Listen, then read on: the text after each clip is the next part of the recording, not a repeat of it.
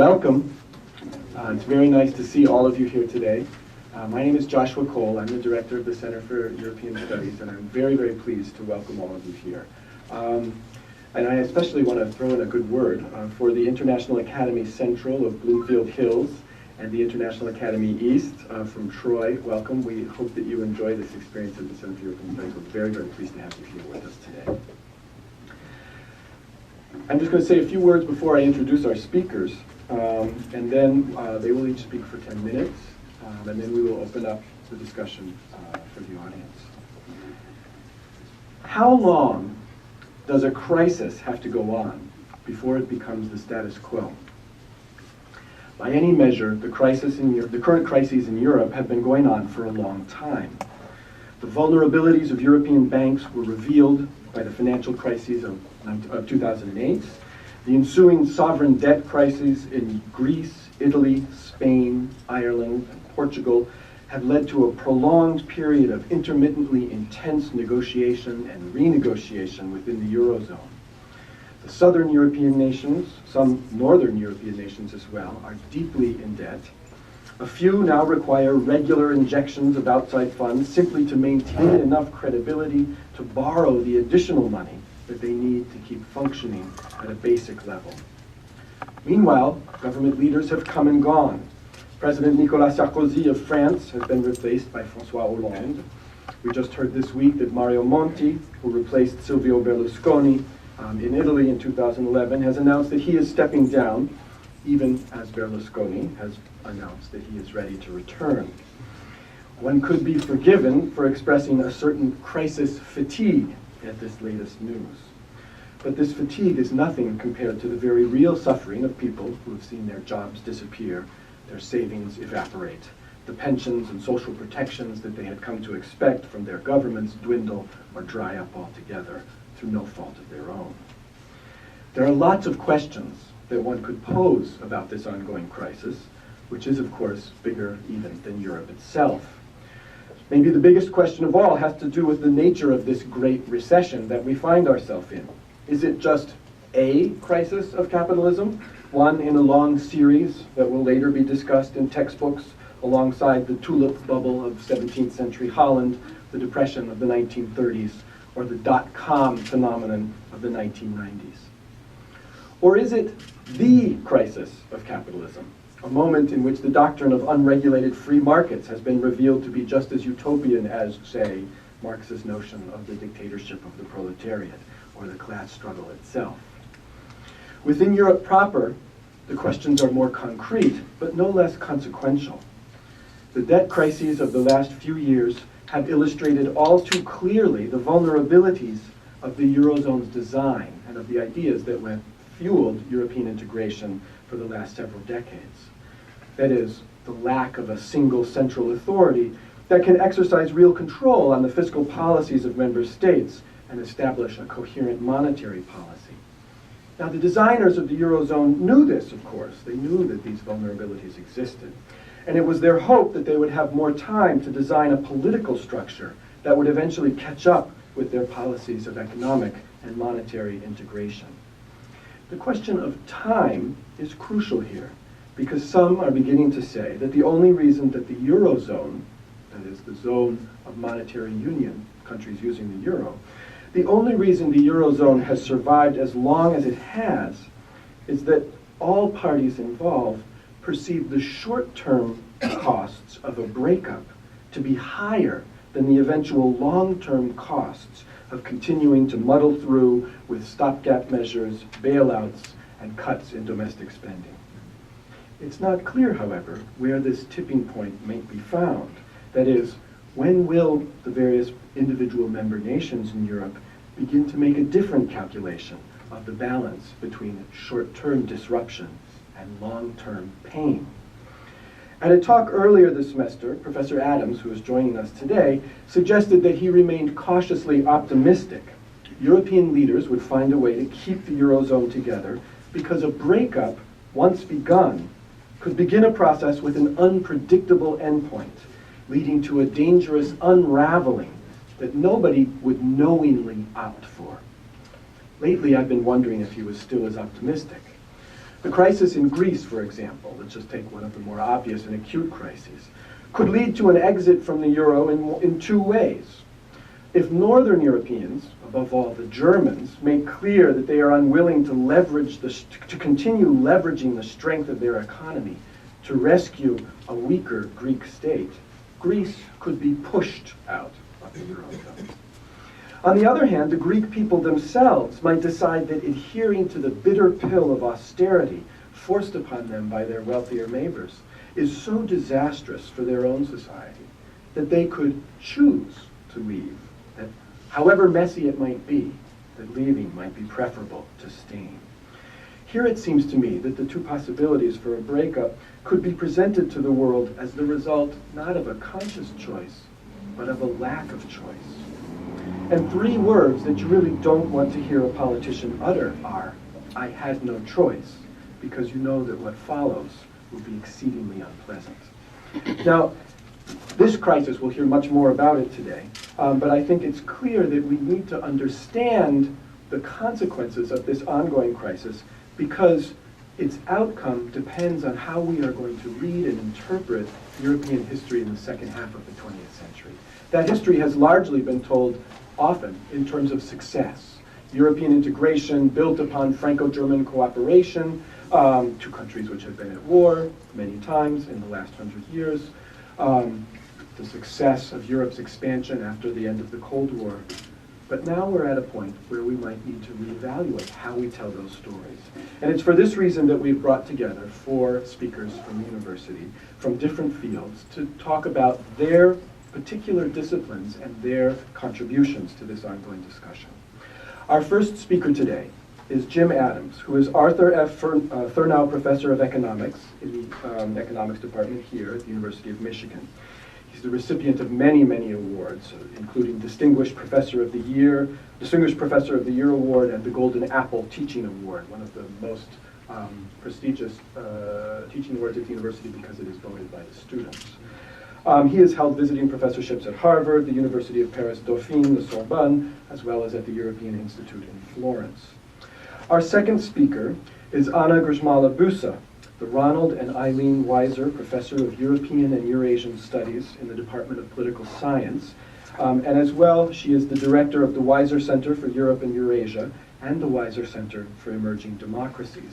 She is a specialist, among other things, on the remaking of Europe in the aftermath of the Cold War, and has written 2 important books on the question of post-communist states and the political parties which developed in the new European democracies over the past 2 decades. Our third speaker is Dario Gaggio, who is Associate Professor of History at the University of Michigan, and my predecessor here as Director of the Center for European Studies. He is an economic and cultural historian of uncommon distinction and subtlety, currently working on a fascinating history of the Tuscan landscape, this region of Italy, in the 20th century across the fascist period and after. Our final speaker today is Daniel Halberstam, who is Eric Stein Collegiate Professor of Law and Director of the European Legal Studies Program at the University of Michigan Law School. He is a preeminent scholar of European constitutional law, and above all, has long been interested in the question of federalism. And if there is any solution at all to the current problems in Europe, the question of federalism is bound to be at the center of that solution. Each of our speakers, as I said, will give their brief comments today from the podium, and I will moderate the discussion that follows. We are extremely fortunate to have these 4 distinguished speakers today. Please join me in welcoming them to the Center for European Studies.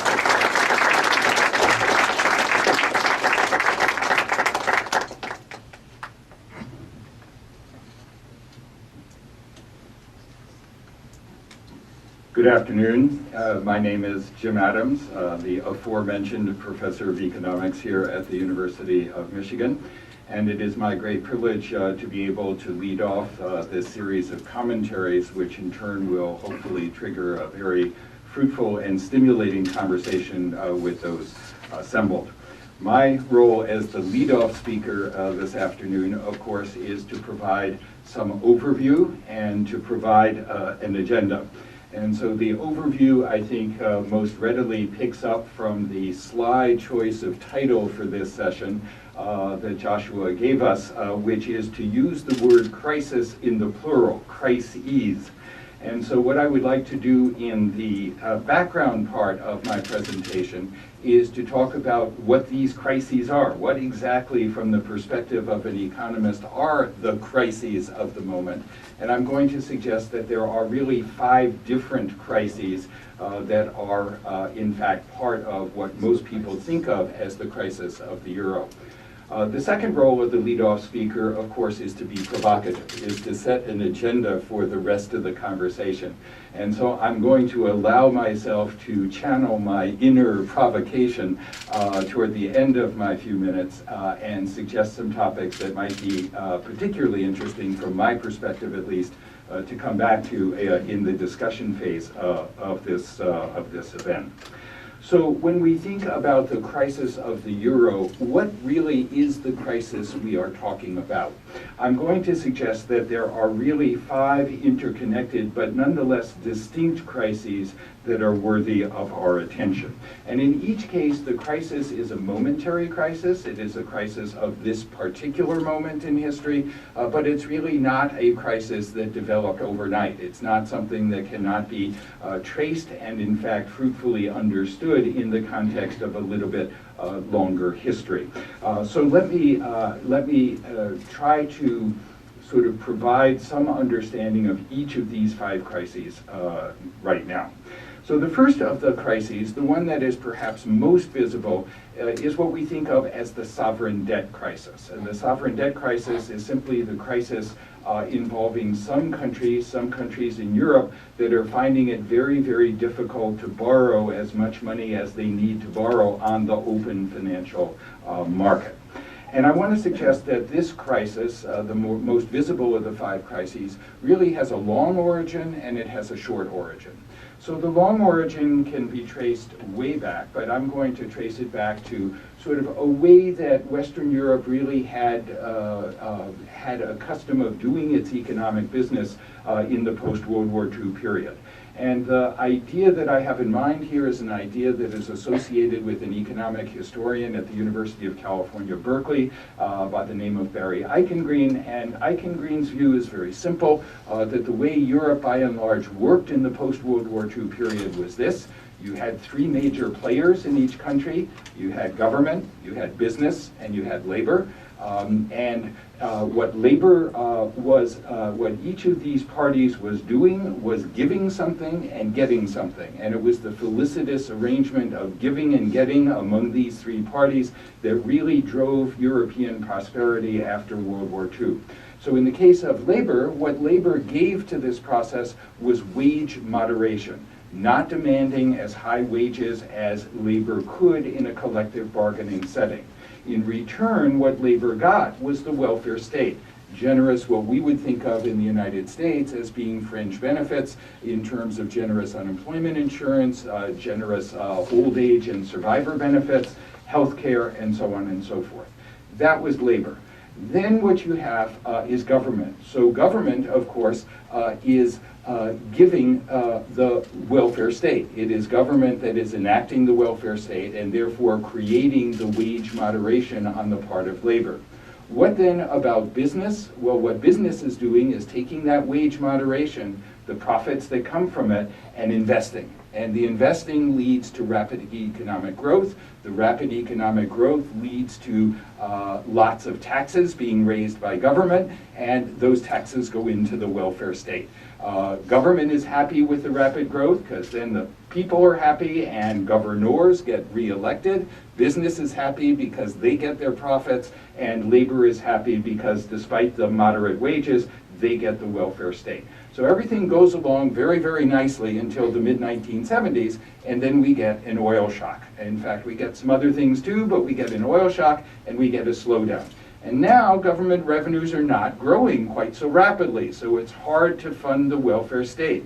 But if you stop funding the welfare state, then labor gets unhappy and demands too high wages, and so on, and the system begins to unravel. So rather than unravel the system, what government does is to continue funding the welfare state. But without the government revenue, that requires deficits.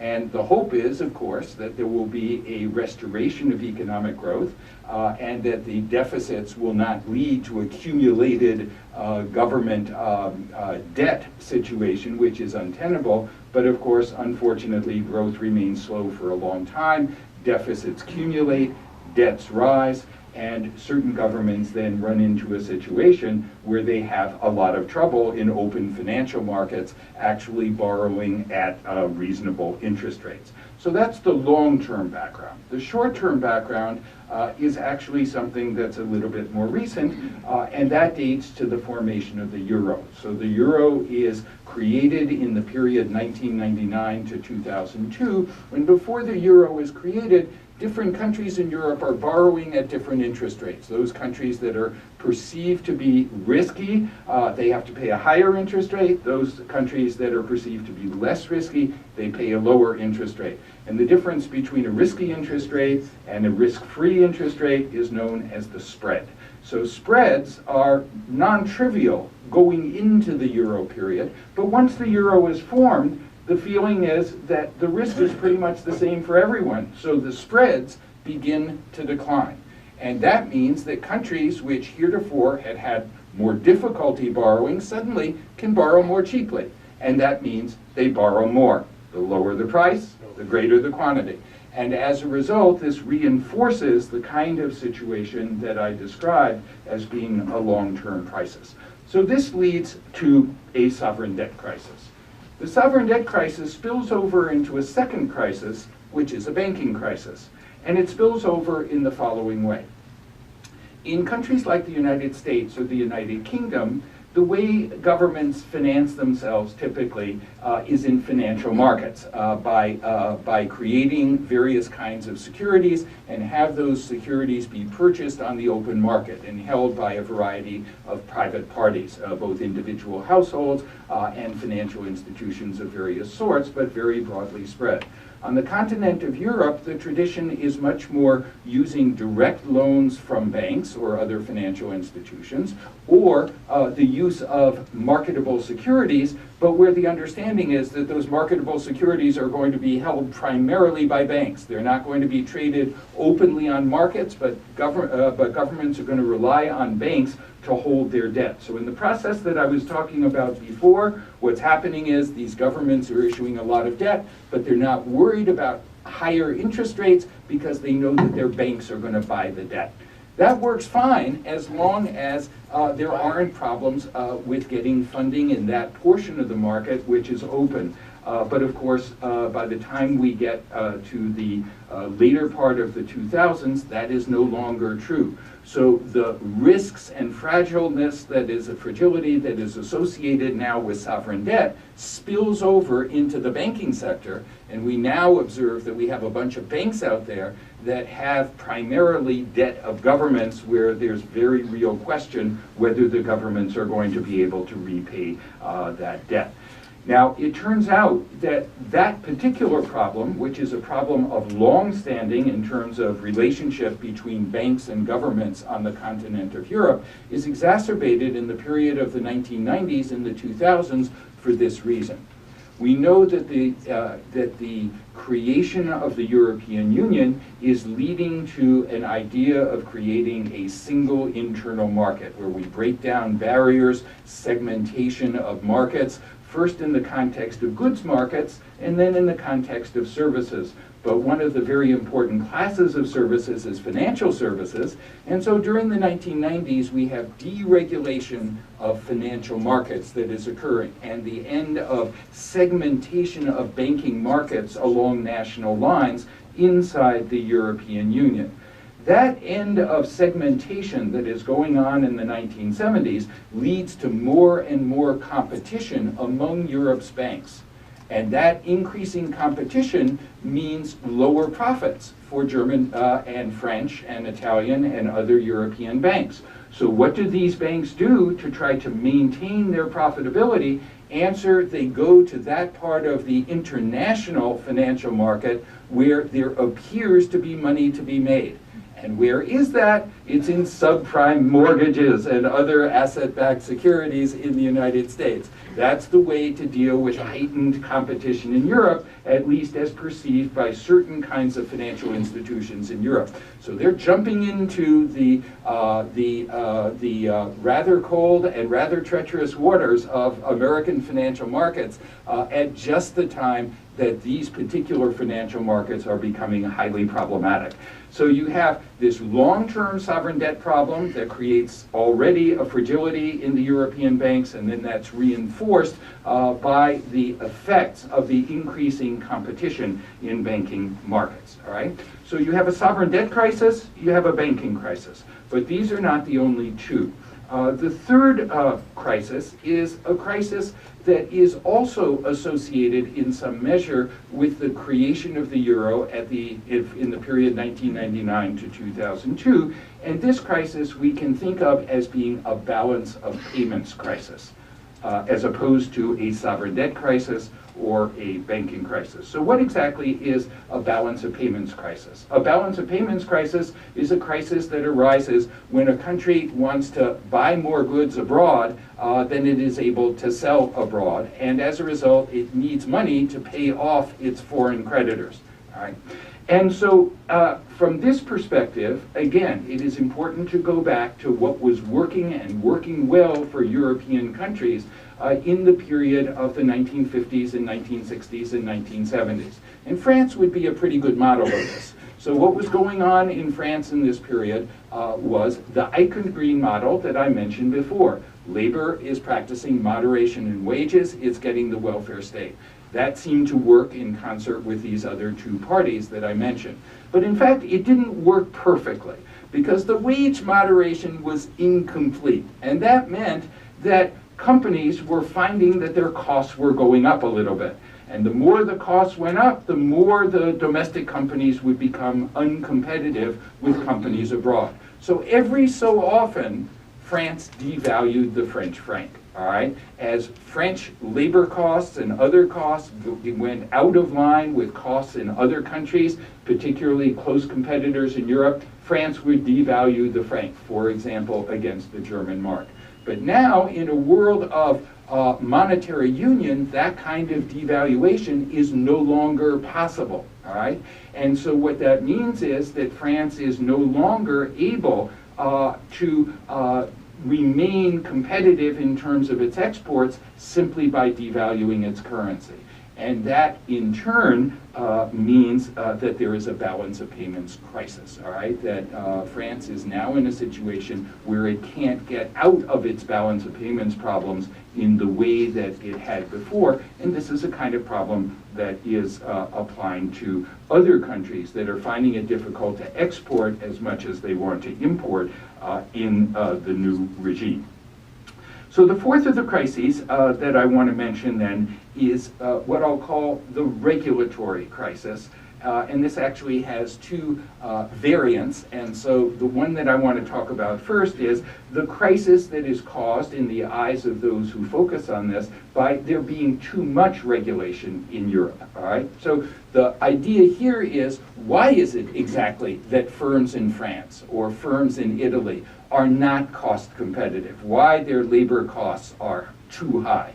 Well, one reason might be the wages themselves, but maybe one of the reasons is because not so much that employers have to pay high wages, but they can't deploy labor the way they would like to deploy labor. And part of that means if a painter doesn't have anything to paint right now, can we have this person weld? Or by job restrictions, is he limited only to painting? But the other possibility might be hiring and firing workers. If I hire somebody, does that mean it's sort of like Jim Adams, tenured professor of economics at the University of Michigan, and good luck to this university if it tries to fire me? Or is it something else that, in fact, creates difficulties for employers that rigidify the labor market? So in this view, the reason for the balance of payments crisis is a regulation crisis. And something has to be done to deregulate markets like labor markets in the European setting. On the other hand, and this will be the fifth and the final crisis, the final crisis is the view that regulation is indeed the problem, but the problem is not that there's too much regulation, but that there's too little regulation. And this follows directly back to the banking crisis again. The view that the real reason why we had a banking crisis was not the sovereign debt crisis, but rather the fact that banks were too lightly regulated. They were not actually adhering to the kinds of capitalization standards and prudential standards that would be appropriate in a modern banking system where some banks are of systemic importance, and that the real message of these crises is that something has to be done in terms of having too little regulation of the financial sector. Well, associated with each of these crises is a path out of the crisis. I think these are the paths that we are likely to be discussing as we go forward. And so rather than talk about the paths that have been trod to this point, I simply want to conclude by being provocative, that second half of what I think is incumbent on me as the first speaker. And so I want to conclude with three deliberately provocative propositions for my successors on this panel. The first of the propositions is very simple. And that is that the euro is not going to disappear. In direct response to Joshua's earlier observation, yes, I remain optimistic, if that's the right word to characterize a prediction that the euro is not going to disappear. And the reason why the euro is not going to disappear is very simply that it's not in the interest of any of the major players for it to disappear. There may be debates and discussions and contention about who is going to pay cleanup bills, but that's very different from saying that at the end of the day, the key players, any of them, feels that it would be advantageous to them for the euro to break up. Not so in my view. Proposition number two is that if we're really going to talk about the crisis in Europe, maybe the euro is receiving too much attention. The fundamental issue is not, in my opinion, really the euro. As the current budgetary talks in the framework of the European Union now, as opposed to the Eurozone, suggest, the fundamental issue is for Europe going forward, are we talking about Europe a la carte? That is, a Europe in which different countries can pick and choose the pieces of European integration that they want to be a part of, or are we talking instead about a Europe which is à prix fixe, which is to say, where if you buy in, you're buying into the whole thing. The political institutions, the legal order are fundamentally different. The sharing of sovereignty is fundamentally different in these two paths. And in my opinion, the euro is simply a part of this larger debate, and it shouldn't be confused with that debate. Proposition number three, in closing, is perhaps the most provocative, thinking of particular successors on this panel. And I'm going to suggest that as my final provocation, that the real issues here, the real crises, were not caused by Greece. They were not occurring in Greece, but they are really crises that affect some of the more central and major players inside the European Union. If you hear me indirectly speaking of Germany and France, you have heard correctly. We tend to think that there are these profligate countries in the south that don't know what real and meaningful markets are, and they don't work hard and play by the rules. To use the terminology of 1960s America, they are like Cadillac welfare queens. But in fact, when we look at the way markets function and the relationship between governments and business, we would be hard-pressed to find a genuine and authentic example of true economic liberalism in the European sense of the word liberal, whether we look at a country like France, Northern Mediterranean, or even if we look at a country like Germany. Much of the first wave of the banking problems that I talked about a moment ago occurred actually in countries like Germany and not elsewhere. This is enough, I think, to get my colleagues started, and therefore I will end at this point. Thank you.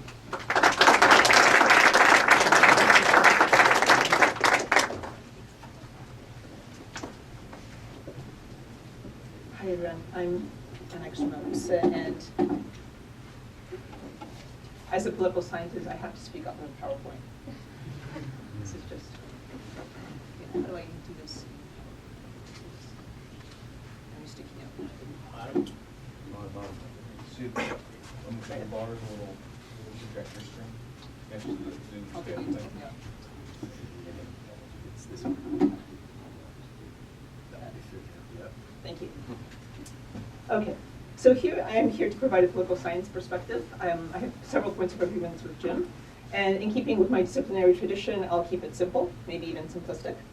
And specifically, I'll make 3 different points that I'll illustrate with 3 different maps, courtesy of Jankov Cvetkov and alphadesigner.com.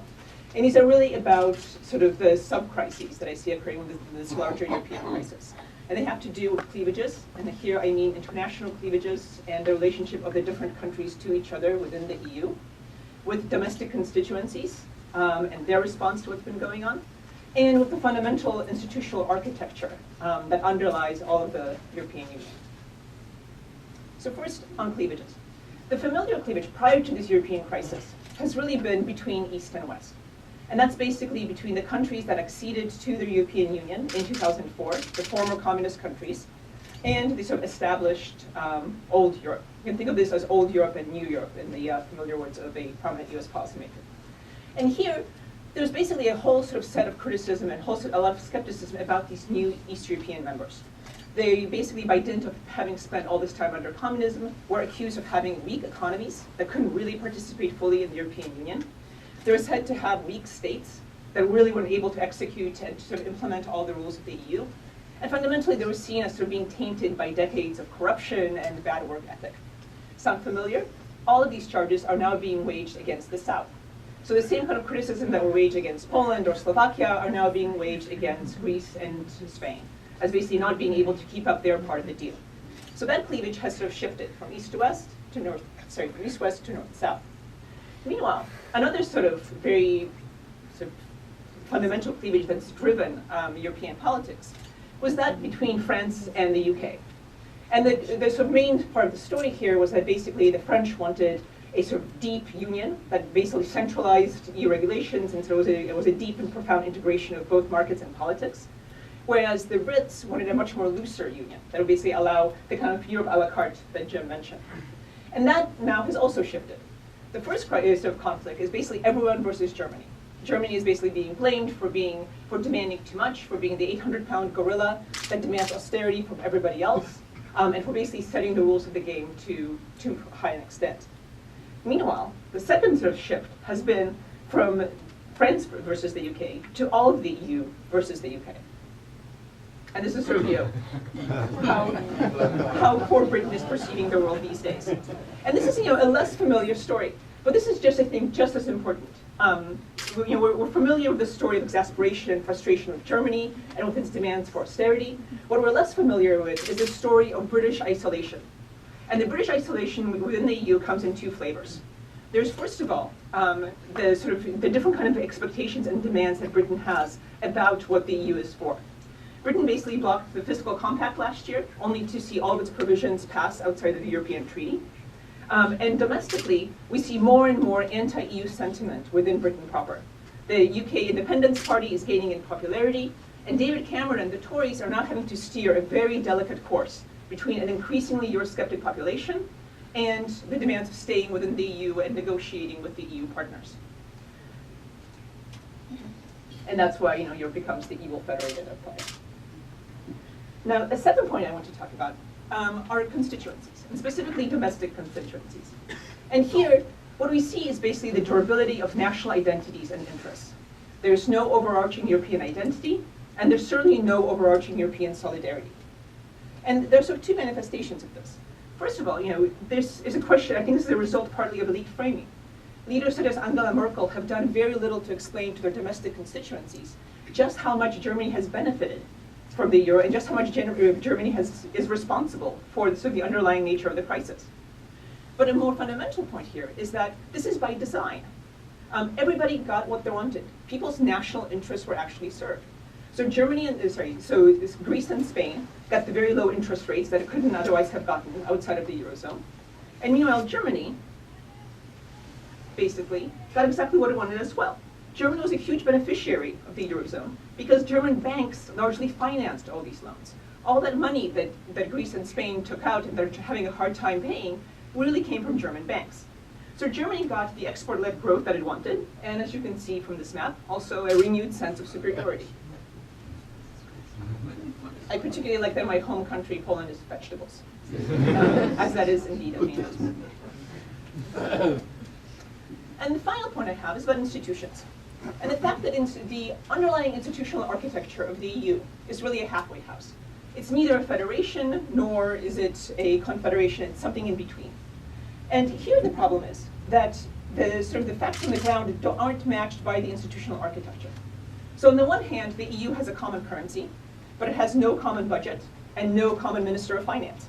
In fact, there's supposed to be a summit meeting on Wednesday to discuss the very sensitive topic of banking regulations. And this is going to prove hugely controversial, because what a lot of people are coming to conclude is that what Europe needs is a central banking authority that can both basically sanction banks for going overboard and to rescue those who are too big not to be rescued. But a lot of countries are hugely opposed to this, and this is very controversial, even though it's increasingly seen as a sine qua non of the continuation of the Eurozone. Secondly, we have common borders, but no common immigration policy. We have common rules, but the execution of these rules is left to the individual countries. And all of this leads to a lot of people to ask how sustainable Europe is. There's the benefits of federation, and we're definitely there. And the European Union was sold to domestic constituencies as basically being positive sum. Everyone would benefit. The only thing that was clear was that everyone would benefit from the Eurozone and from the European Union itself. Now, however, that the costs of redistribution are coming home to roost, and that countries have to be rescued, it's clear that that kind of rescue is a zero-sum game. Someone benefits and someone has to pay. And partly because the elites haven't been very good at framing how and why this must be done, there's an increasing question, an increasingly bitter conflict both among the EU countries and deep frustration among their domestic constituencies. And this, in fact, is one version of what that could possibly lead to. Thank you.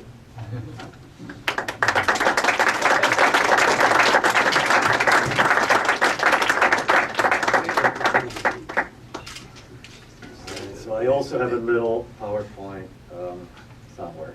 Isn't it being? Well, I'm gonna try. I'm gonna do my best. All right. So I'm actually going to talk about kind of the origins and the development of this word, right? And in Italian, I mean, I'm from Italy, and I'm gonna focus primarily on Italy. Although the argument, or if there is an argument in my talk, I'm not sure. It's obviously going to be more, speak to larger, more obviously international issues. And that word, I mean, it's hardly a concept, right, in Hegelian terms. I mean, it's more, or even hardly a policy yet. It's austerità, or austerity, right? So the notion of austerity, of course, dates way back, but at least in the Italian context, but I think this is true throughout Europe and also beyond Europe, kind of gained currency in the wake of the oil crisis, precisely this turning point that Professor Adams was mentioning before, that is kind of the turning point from the golden age of capitalism to the scribe-written capital. I mean, it's unclear what followed the moment we're in today, right, more or less. And you may recall some of this, right, in 1973, 74, a lot of people in Italy, but throughout Europe, were asked to leave their cars home or to keep their houses and certainly public buildings at a certain low temperature and so on and so forth to limit waste, right, to conserve energy. Now, these policies didn't last very long. I mean, they lasted for a few weeks in Italy, and I think that is true also in other European countries, but that's how the term austerity gained a political currency in the West. Now, in the Italian context, the thing that I think is very important, and this was actually rescued and brought back to memory by no less than the former Ministry of the Economy in Berlusconi's government, this minor economist, that I say that provocatively, obviously, by the name of Giulio Tremonti. So he, in June 2001, in front of an audience, kind of went back 35 years, right? And said, I mean, this is a right-wing guy, if you know anything about him, and he's also, you know, a shamefully opportunistic politician. Also, as I said, someone who teaches, we don't know how and why, economics. I'm a big fan of Berlusconi, as you can tell. Anyway, so this guy, right, said provocatively, but the provocation is on him, to look back 35 years to the ways in which austerity was actually discussed by no less than the secretary of the Italian Communist Party, right, Enrico Berlinguer, this guy who brought the Communist Party to its peak of consensus in 1970s Italy. At some point in 1976, right, 1 Italian of 3 voted for the Communist Party, making it this odd success, right? Italy was odd long before the current crisis in so many ways. And therefore, right, a debate started, right, in the left in Italy, right, about what Berlinguer meant by austerity, how the austerity 35 years ago relates to austerity today. And so I thought that and this is something that a lot of people have discussed in Italy, but for the spirit, so this is the face of the guy, right, Enrico Berlinguer, those are the dates. And he, in front of big audiences in 2 very famous speeches in Italy, and famous to the few people who care about such things, such as myself. So he defined austerity, and it gives you an idea, right, of the immense intellect that he was. I mean, despite what you may think of his politics. So something new, but that is nevertheless lies under the skin of history. So we could actually talk for a day and a half just about that notion, right? That you have to look under the skin of history, especially in a moment like this. That is mature, necessary, and thus possible, he says, right? This is what the first approach to austerity that he has. And then for us, meaning as communists, and austerity, I mean, I'm going to contextualize it in a moment, is the means to radically oppose and lay the foundations for that we're coming off. I just translated it a half an hour ago, so I apologize for it. A system that has entered a structural and fundamental crisis rather than a temporary one. A system whose distinctive traits are waste and squander. Waste is the key here, right? The glorification of the most extreme forms of particularism and individualism, and of the most mindless consumerism. Austerity means rigor, efficiency, seriousness, and it means justice. That is the opposite of what we have experienced and paid for so far, and that has led us to the current great crisis, the crisis of the 70s he's talking about.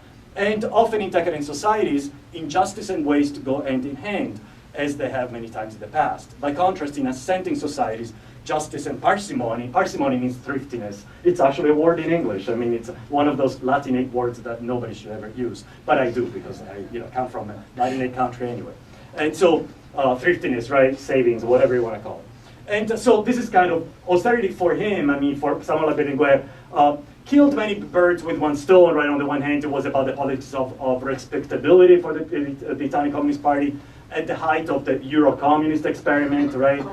It's increasing autonomy from Moscow. It was also a gesture, maybe more than a gesture, towards the post-1968 social movement, right? Certainly the feminist movement, the environmentalist movement above all.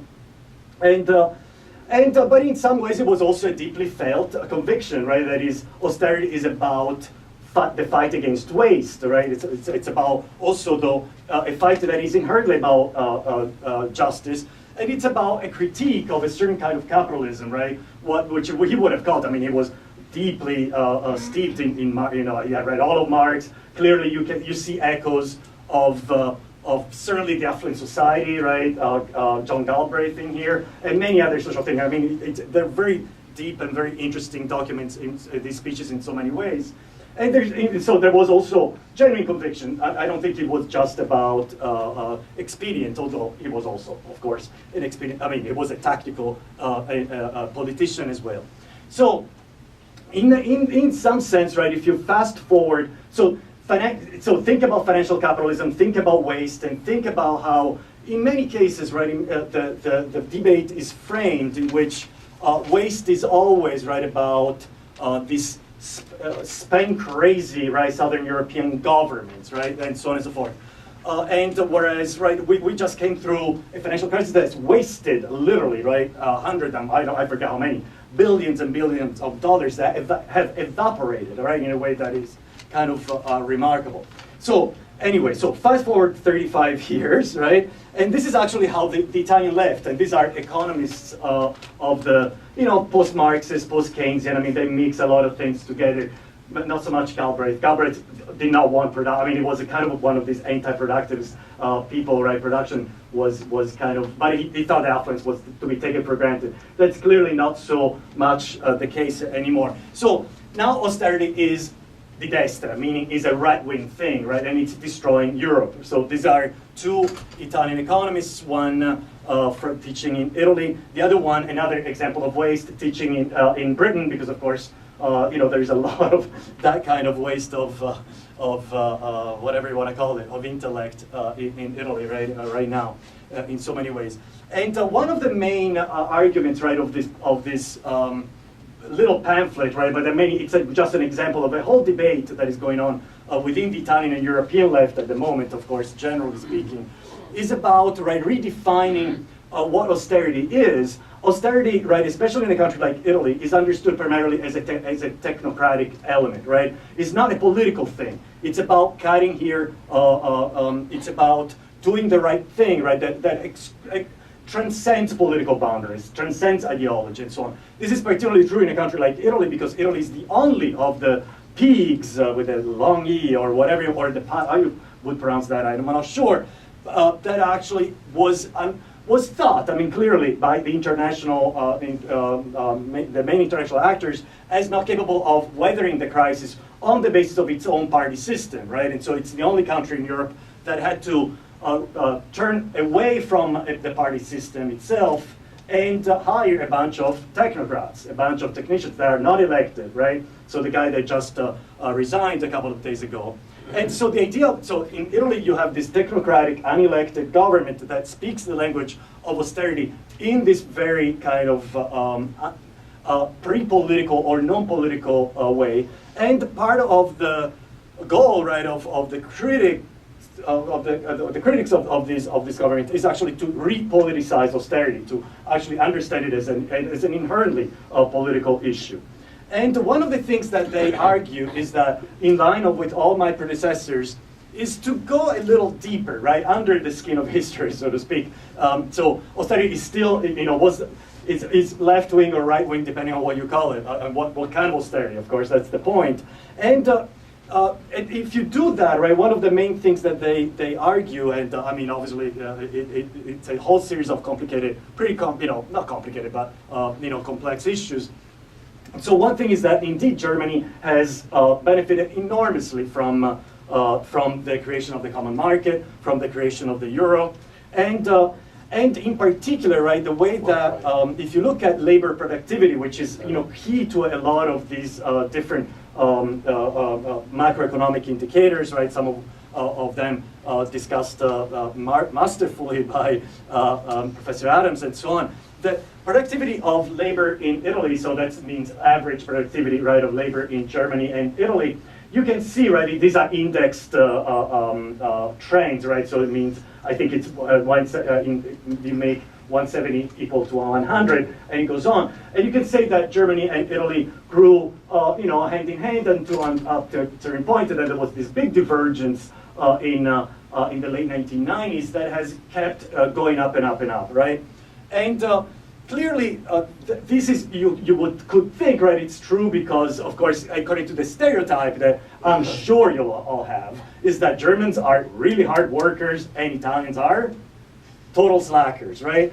But no. As it turns out, the average hours worked by Italian workers is actually far higher than the ones worked by Germans, right? I mean, you can see the data up there. Clearly, what is the difference here? The difference is obviously in the context, right, in which these workers perform their duties, whatever it is, and they're primarily about what we can call, public goods or about infrastructure, education, things like that are increasingly jeopardized by the kinds of austerity measures that are implemented by the new government, and actually make it easier to spiral down, right, in this vicious circle, right, in which the debt increases, and which also, the important thing is that these governments do not have money left, right, to invest in precisely the kinds of goods, public goods, commonly accessible goods that are crucial to any modern economy, that may increase, right, that may redress these kinds of imbalances. And much of what these governments have is spent in servicing this increasing debt, right? And so this can really lead to this this fear, right? Is that this kind of vicious circle may take over.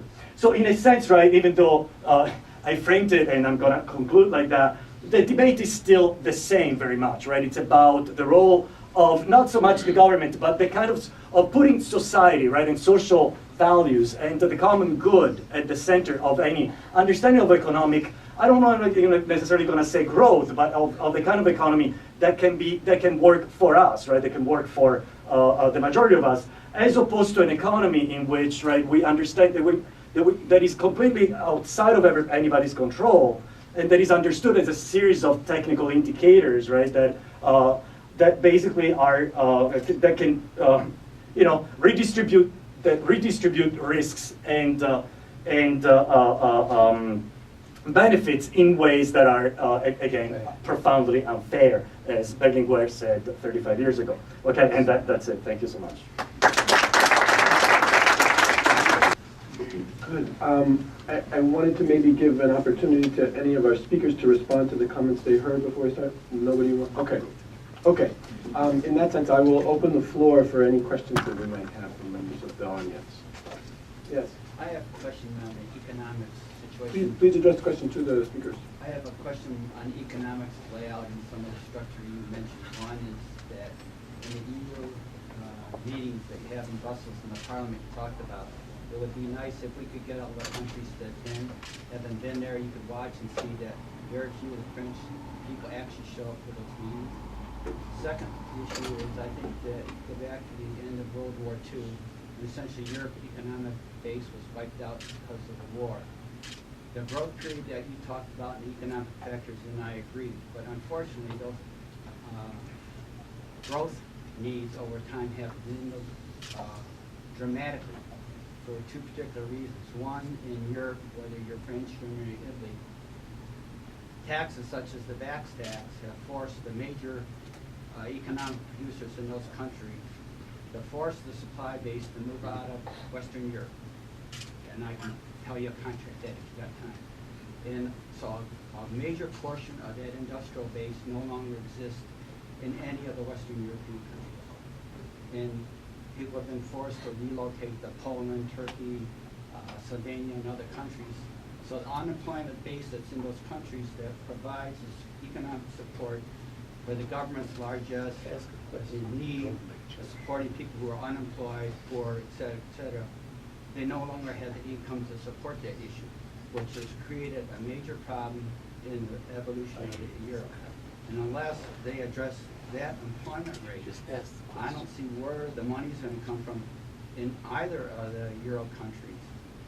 Classic examples in Germany, where they have a quote-unquote small unemployment rate of running 3 to 4%, is hidden by the fact that the German government pays the large companies money to keep people in the working place who are doing absolutely nothing but getting paid.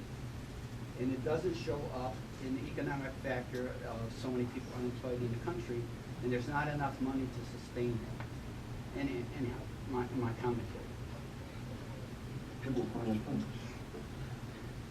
So I think there are,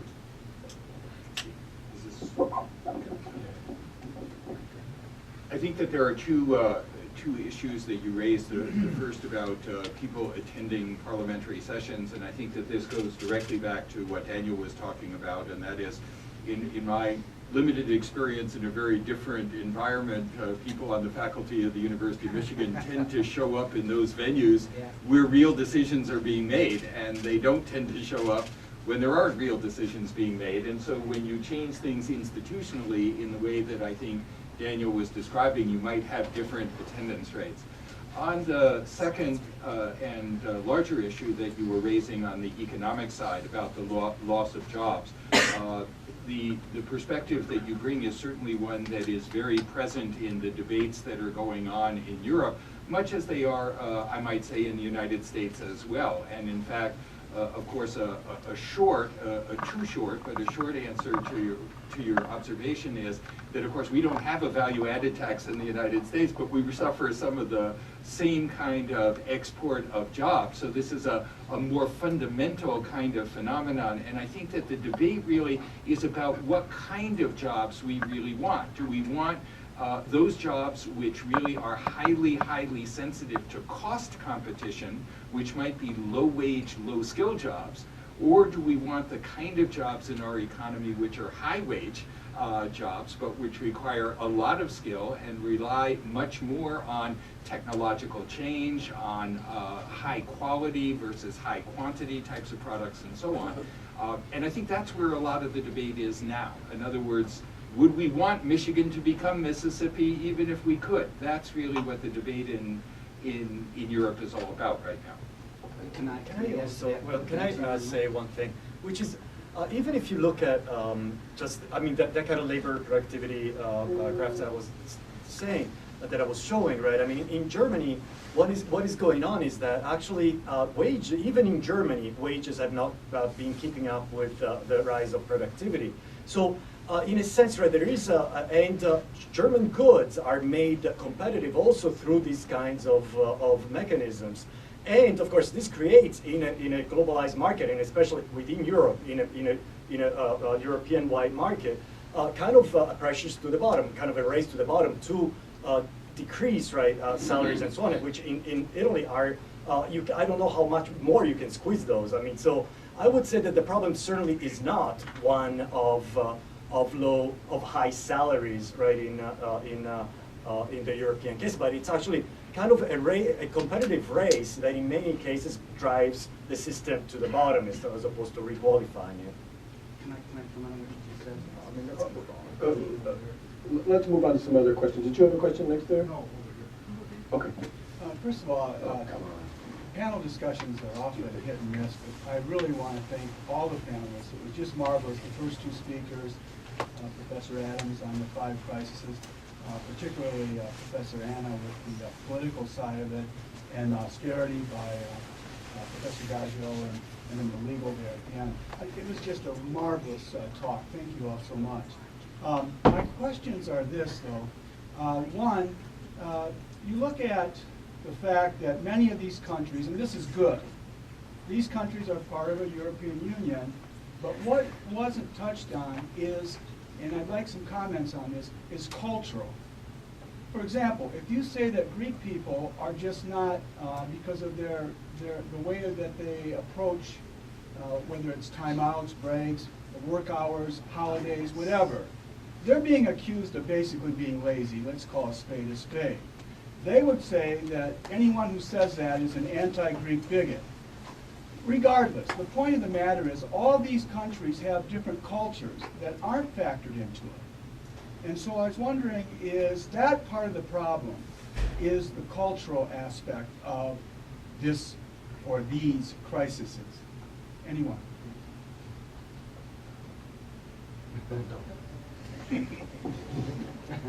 No, I agree that it's clear as you travel across Europe that there are very distinct cultural and historical manifestations. But I think what's critical here, are two different things. One is sort of, the kind of everyday culture you see, the history of the people, their traditions, et cetera, et cetera.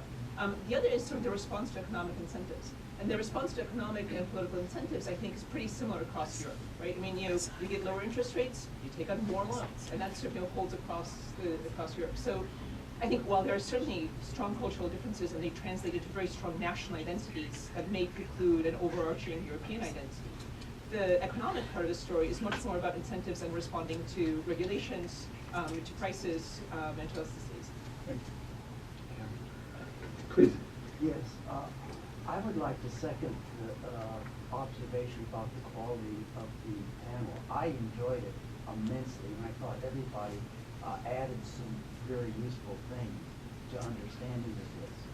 I, though, wanted to suggest, and I hope I don't sound too trite, that there are 6 crises going on. And the 6th one I would identify as in terms of the Club of Rome limits growth, the fact that I believe that we have in fact hit peak oil, that is the maximum reduction of conventional crude, which means in future oil prices are going to go up. It's the end of cheap oil. And that this has very significant impacts, not only for the United States, but for Europe as well. And this is being ignored a lot in our response to the situation. So I think one way in which your observation is very much at the forefront of people's thinking in Europe relates to one of the resources involved, and that is human resources. And that relates to demographic trends. So as I'm sure you know, population growth in the sense of natural population growth is very slow in many of the countries in Western Europe. And much of the sort of optimism about the financial viability of the welfare state was based on an American-style sort of social security kind of projection that we can have people today paying for today's retirees, and going forward this will work because of population growth. And that obviously is not a reasonable assumption in the European setting at this time, and that is leading, I think, to a larger re-examination of what a growth model really means as in terms of its economic viability. The second, of course, is what we know about certain kinds of resources like fossil fuels, both in terms of the quantity available and also in terms of the potentially harmful as well as positive impacts of them. But you know, we have to remember that at the beginning of the process of European integration, we have a union that is based on just the coal and steel community, and it is perhaps symbolic that coal is more or less no more in most of the countries in which it was a key product. So that idea of dealing with resource poverty, whether it be human resources or natural resources, I do think is part of the discussion. Yeah, one thing that I would add to this, you know, is also that, I mean, we are, I mean, Berlinguer, you know, the communist guy that I showed at the beginning, you know, the title of that talk was austerity is an opportunity, right? And in some ways, right, that Europe does, like many other times before, and these opportunities that were taken by Europeans, has the possibility to redefine what economic growth means, right, for the future. And it's clear, you know, as Gandhi said, I mean, you know, we run the risk of being locusts to our world. I mean, to actually wipe it out, you know. So imagine if the same levels of consumption were to be enjoyed in China or in India as people do in Germany or let alone in the United States. I mean, it would be, I mean, there is no amount of resources that can sustain that. And so in a way, right, Europe can be at the vanguard of this process of redefinition of what a just form of austerity might look like. Clearly, it's not about, you know, neoliberalism. If we go to the route of neoliberalism, we're through. And we're not talking about Europe alone, right? And so we have to reinvent the commons, I mean, in a way that are intelligent. And in many European countries, the commons do not exist. I mean, in the sense that much of the welfare state in Europe is about corporate privileges, rather than about the creation of a strong public sector, strong public goods. And so it takes a level of leadership that is very hard to sustain, and this is why people miss someone like Berlinguer today in Italy. You know, imagine Berlinguer, Berlusconi, right? I mean, this is what we have to deal with, you know, so. Good. We are, maybe it's best now to wrap it up. We're at the end of our time. If we have any more questions, I'm sure our respondents would be very pleased to answer your questions individually. Thank you very much.